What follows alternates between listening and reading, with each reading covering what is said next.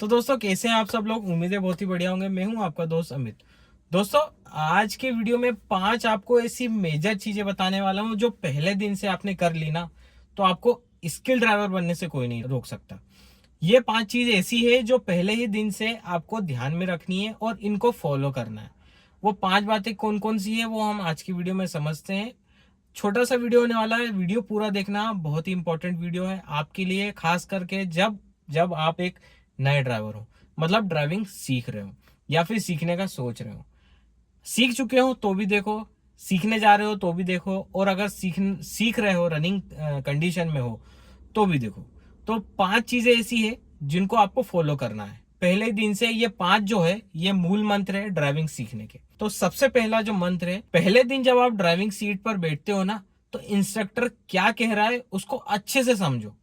मतलब कि वो सारी चीजें बताएगा आपको, ठीक है। आप चाहे स्कूल में सीखो या आपके फ्रेंड की गाड़ी सीखो या अपने पेरेंट्स की गाड़ी सीखो, जिस किसी की भी गाड़ी आप सीख रहे हो ना, तो वो क्या समझाना चाह रहा है उसको समझने की कोशिश करो। फुट मूवमेंट आपको कितने तरह के होते हैं, स्टेयरिंग कैसे होता है, गियर लीवर क्या होता है, गाड़ी की लंबाई, गाड़ी की चौड़ाई, एक ओवरव्यू लेके चलो। लंबाई चौड़ाई का तो ओवरव्यू लेके चलो। मेनली फोकस आपका होना चाहिए इंस्ट्रक्टर आपको क्या समझाने की कोशिश कर रहा है उसको अंडरस्टैंड करने की कोशिश करो। तो आपको समझ में आ जाएगा कि आप जिस गाड़ी से चलाना सीख रहे हो वो गाड़ी एक्चुअल में है कैसी। आप एक बार गाड़ी के साथ फेमिलियर हो गए ना तो आपको ज्यादा टफ नहीं लगेगा, सारी चीज बहुत आसान हो जाएगी। मतलब बोल सकते हो कि 40% चीजें बहुत आसान हो जाएगी अगर आपने कार को अच्छे से समझ लिया। कार को ऐसा दोस्त समझो, दोस्त समझ लिया गाड़ी को, तो आप बहुत ही जल्दी गाड़ी सीख जाओगे। दूसरा जो है आपके आईआरवीएम और ओआरवीएम, इन दोनों को समझना भी बहुत ज्यादा जरूरी है। ओआरवीएम का बेसिक काम क्या होता है और आईआरवीएम का बेसिक काम क्या होता है। दोस्तों नहीं पता लोगों को मैं आपको बता दूं, ओआरवीएम और आईआरवीएम दोनों का अलग ही पर्पस होता है। ओआरवीएम भी पीछे का व्यू दिखाता है और आईआरवीएम भी दिखाता है, लेकिन दोनों के एंगल्स अलग होते हैं। 2 ओआरवीएम होते हैं, एक राइट साइड का और एक लेफ्ट साइड का। राइट वाला ओआरवीएम आपकी लेफ्ट साइड के जब ब्लाइंड स्पॉट बन रहे हैं ना उसको कवर करता है। लेफ्ट साइड का जो ओआरवीएम है वो लेफ्ट साइड के जो ब्लाइंड स्पॉट है ना उसको कवर करता है।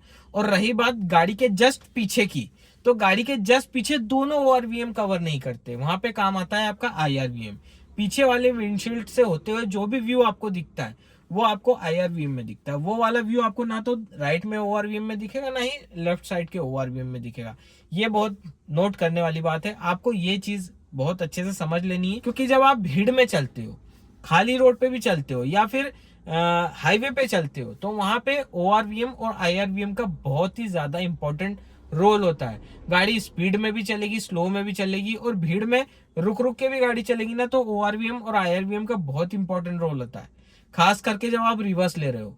तो आईआरवीएम ओआरवीएम बहुत अच्छे से समझो। साथ ही में इनको एडजस्ट करना भी आपको पहले दिन समझ में आ जाना चाहिए। इंस्ट्रक्टर जो है ना वो आपको एक बार में बता देगा कि ओआरवीएम कैसे एडजस्ट करते हैं। अब दोस्तों जो नेक्स्ट चीज आती है वो गियर लीवर की आती है।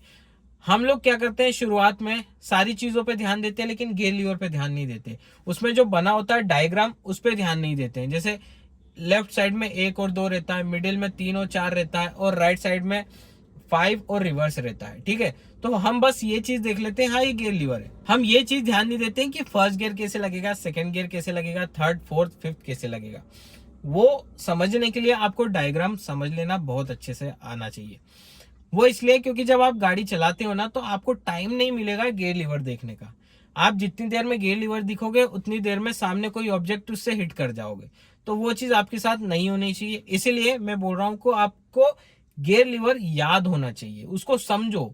फर्स्ट गियर का है, सेकेंड गियर का है, आप ड्राइविंग सीट पे बैठो, फर्स्ट गियर का है, सेकेंड गियर का है, थर्ड गियर का है, फोर्थ गियर का है, फिफ्थ गियर का है, ये समझो, लगा लगा के देखो, आपको याद हो जाएगा। तो आप सिटी में या खाली रोड पे भी चलोगे ना तो गाड़ी की स्पीड से आप समझ जाओगे कि मेरी गाड़ी किस गियर में चल रही है और मेरे को अब किस गियर में जाना चाहिए और कैसे जाना चाहिए। तो वो बहुत आसान हो जाता है, क्योंकि नए ड्राइवर को बहुत ज्यादा क्लच के बाद कंफ्यूजन होता है गियर लीवर में, गियर लीवर नहीं समझ में आता। तो आपके साथ ऐसा ना हो, तो इसको भी समझना बहुत जरूरी हो जाता है। अब दोस्तों जो नेक्स्ट पॉइंट आता है वो है ब्रेक अप्लाई करना। शुरुआती दिनों में आप क्या झटके से ब्रेक अप्लाई करते हो, मतलब गाड़ी में ऐसा लगता है कि आप पूरा पंजे की ताकत लगा दे रहे हो। नए ड्राइवरों के साथ होता है, 1-2 दिन होते हैं ना तो एकदम से सडन, मतलब नॉर्मल ब्रेकिंग करना हो ना ब्रेकिंग की कैपेसिटी तो पता नहीं कि प्रेशर कितना लगाना है ब्रेक पर, सडन ब्रेक कर देंगे, गाड़ी झटके से रुक जाएगी। खाली रोड पे कर दो कोई दिक्कत नहीं है, लेकिन अगर यही चीज सिटी में कर दोगे, हाईवे पे कर दोगे तो दिक्कत है, क्योंकि सिटी में भी गाड़ी आपके एकदम पीछे पीछे बैक टू बैक लगती हुई आती है।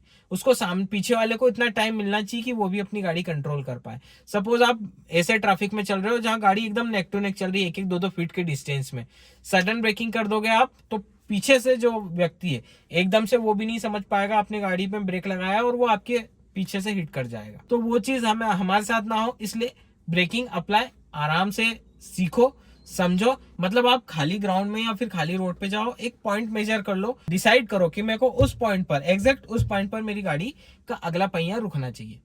एक बार करोगे, एक बार पहले रुक जाएगी, एक बार बाद में रुकेगी, 2 बार आगे पीछे रुकेगी, लेकिन आपको समझ में आ जाएगा, पैटर्न समझ में आ जाएगा कि मैं कितना ब्रेक अप्लाई करूं ताकि मेरी गाड़ी एग्जैक्ट पॉइंट पर रुके। तो वो आप समझो, वो आप प्रैक्टिस करोगे तो ही समझ पाओगे। ठीक है, तो प्रैक्टिस करना भी उतना ही जरूरी है ब्रेकिंग की।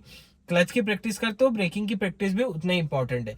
सडन ब्रेकिंग नहीं कर सकते, ओवर ब्रेकिंग नहीं कर सकते और कम ब्रेकिंग भी नहीं कर सकते। ठीक है, कम ब्रेकिंग करोगे मतलब कि जिस कैपेसिटी से ब्रेकिंग लगना चाहिए आपकी गाड़ी का, उससे नहीं लगा रहे हो, ऑब्जेक्ट से आगे आपकी गाड़ी जा रही है, मतलब कि कुछ ना कुछ दिक्कत है। अगर उस पॉइंट पे कुछ ऐसी चीज होती, खुला हुआ चेंबर होता, गड्ढा होता, कोई ऑब्जेक्ट होता, आप टच हो जाओगे उसमें, हिट कर जाओगे। अब दोस्तों लास्ट पॉइंट जो पहले दिन बहुत ज्यादा क्रूशियल होता है वो क्या है? Clutch controlling. जैसा कि मैंने ब्रेक का बताया, तो सबसे पहला पॉइंट आपका यही होता है, क्लच। आपको क्लच रिलीज करना सीखना है। प्रेस तो आप कर लोगे, कोई दिक्कत नहीं, रिलीज करना आना चाहिए। लास्ट वीडियो में मैंने बताया कैसे क्लच को रिलीज करना चाहिए। बहुत आसान है, कुछ भी नहीं करना है, आपको सिंपल सा पंजा दबाना है, ब्रेक धीरे धीरे से रिलीज करना है, एडी भी पीछे आएगी साथ में, उसकी प्रैक्टिस करना है बंद गाड़ी में। फिर उसके बाद इंजन स्टार्ट करोगे, गियर लगाओगे, उसमें क्लच रिलीज करने की कोशिश करना है। हैंड ब्रेक रिलीज कर मत करना है, हैंड ब्रेक लगा के रखना, आपकी गाड़ी बंद होगी, लेकिन वही सही है प्रैक्टिस के लिए। ठीक है, गाड़ी बंद होगी, आपको समझ में आएगा कि बाइटिंग पॉइंट कहाँ है, उस पॉइंट को आपने संभाल लिया क्लच से, तो आप कहीं पर भी क्लच को लेकर के फेल नहीं होगे। खड़ी चढ़ाई पर भी आप आराम से गाड़ी रुकने के बाद भी चढ़ा लोगे। तो वो कॉन्सेप्ट हो जाता है अगर आपने क्लच अच्छे से सीख लिया। मेन पॉइंट है गाड़ी का क्लच। आपने क्लच शुरू से सीखो, बहुत अच्छे से आप स्किल ड्राइवर बन जाओगे।